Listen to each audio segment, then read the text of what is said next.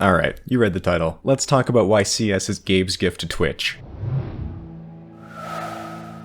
There are two main things that developers have to balance on when it comes to a game's viability as an esport: how fair the game is, and how fun it is to watch. There's been another Source game which has seen esport fame recently, and that's Apex. Battle royales like Apex rank incredibly low in fairness, but excellently in how entertaining they are.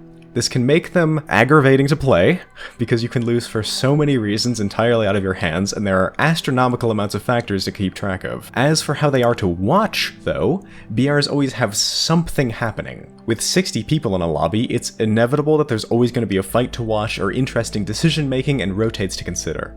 And, of course, watching your favorite team clutch victory against nearly 20 other teams is more hype than I can articulate. CSGO, in my opinion, ranks incredibly in both of these regards. It's surprisingly fair for having such complex asymmetrical balance. Ts want to plant a bomb in one of two arbitrary locations, CTs stop them by deploying evenly between the sites, then moving around the map once they ascertain the T's plan. It gives both teams an opportunity to attack and defend in the same round, and is very dynamic and fun to watch. Listen up, this is going to be important. It's a very easy to understand premise, and while CTs and Ts may have entirely different selections of weapons, they've been carefully tuned over about 20 years.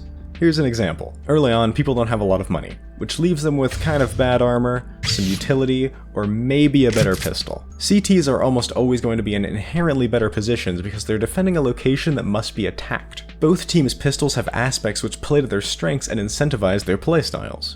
Ts have Glocks which are run and gun inclined, and CTs have USPs which are optimal when playing precisely and slowly. USPs are pretty famous for letting skilled players pull off a lone clutch, which is pretty needed when they're often so outnumbered, while the T's Glocks lower damage necessitates team play and coordination. Later on, when the T's get their AKs and the economy rolling, this dynamic is reversed, and the CTs aren't able to dome people anymore with their low damage M4s, while the T's are. This is because CTs getting access to utility heavily slows down T advances, and T's need that edge to be able to pull off a successful push before the rest of blue team rolls around. So as for CS's competitive fairness, I think it ranks exceptionally.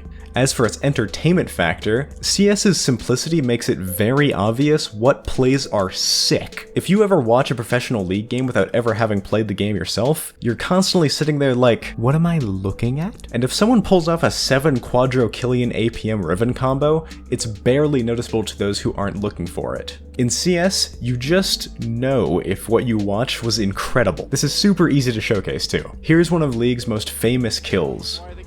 Oh, Faker maybe in trouble here. Deathmark tries to clean it up for Ryu. Oh, look at the cleanse, look at the moves. Faker. Do you know what the hell just happened? I have 800 hours in League and I barely do, but here's CS. He's got to go back. Stewie's on his own, but look at the time. Look at the time. There's 7 seconds to plant the bomb.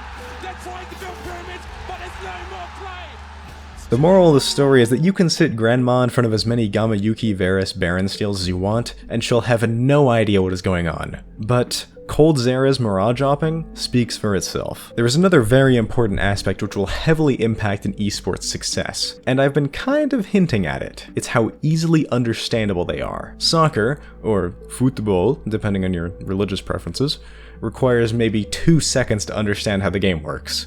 People run into goal and kick a ball into it. Sure, obviously it's more complex than that, but your average viewer really doesn't need to know or care about any of the complex politics of the shower room. This is Valorant. It's another game that's been vying for eSports status recently with a lot of similarities to CS. It's fun to play. She was an ace? What? Yeah. Fair. I found that if you just like hang out and chill, Cassius usually wins the round for you. Can be hype. Remaining. But is truly god-awful when it comes to accessibility, at least relative to CS. Imagine you have never played this game before. Both teams are throwing all of their utility at each other at once, but unlike CS's flashes, smokes, and incendiaries, there's literally like 10 different abilities in play, all with their own effects, and it just becomes an absolute visual mess, while the camera work reminds me more of Marvel than a, video game. CSGO's camera work, on the other hand, is truly exceptional. I have never seen a game be better cast or streamed, and it's genuinely really impressive, especially considering how god-awful Source is. Some events have some time manipulation stuff going on, which lets them always get the best shot for different plays, but even those that don't are very professionally produced. I mentioned this briefly in my last video, which you should totally go watch and subscribe and comment and Patreon. Anyway, in that video I had this brief joke about Apex's camera work being terrible, and Valorant's ain't much better. Siege, Valorant, Apex, and Overwatch all have these wide camera angles which were implemented by the devs themselves, but they're so much harder to follow than CS. Apex has so much going on that it gets confusing to follow. Overwatch has never fixed its Oliver Vernon problem, and every teamfight devolves into what looks like two VFX artists battling over who can make the most confusing anime fight scene. And Siege's droning and general gameplay doesn't really make for interesting or easily digestible content. Valorant also has some visual clarity issues, but I think the maps are my biggest complaint. Map design obviously plays a big part here. CSGO's most popular maps tend to be very simple in that they tend to have around 3 entrances to a site, 2 flank routes and 1 from mid. Let's look at Valorant now, and oh look, they can come from absolutely anywhere. On Fractures B alone, they can take about 5 different paths onto the site, which of course are all interlinked and can be ran between. Wouldn't want to make it too easy to check corners. Trying to clear all of the angles on a Valorant map is an absolute nightmare. Now, from old Granny's perspective, it makes trying to follow a push absolutely incomprehensible without frame-by-frame analysis from multiple angles. There is just way too much going on, with up to 30 different abilities being used at once over like half a dozen different places. CS, on the other hand?